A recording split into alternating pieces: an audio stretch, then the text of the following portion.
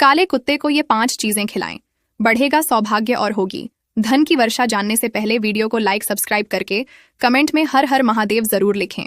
Number 1, पितरों की शांति के लिए अभिजीत मुहूर्त में काले कुत्ते को रोटी में छोटा सा टुकड़ा गुड़ रखकर खिलाएं। नंबर 2, यदि आप बहुत समय से आर्थिक तंगी से गुजर रहे हैं और बहुत सारे उपाय करने के बाद भी आपको कोई लाभ नहीं हुआ है, तो आपको शुक्रवार के दिन काले कुत्ते को पके हुए चावल दही के साथ खिलाने चाहिए। नंबर 3, यदि आपको अपने शत्रुओं से डर लगता है या फिर आपको कोई गंभीर रोग है, तो ऐसी स्थिति में आपको रविवार के दिन काले कुत्ते को चने की दाल खाने के लिए देना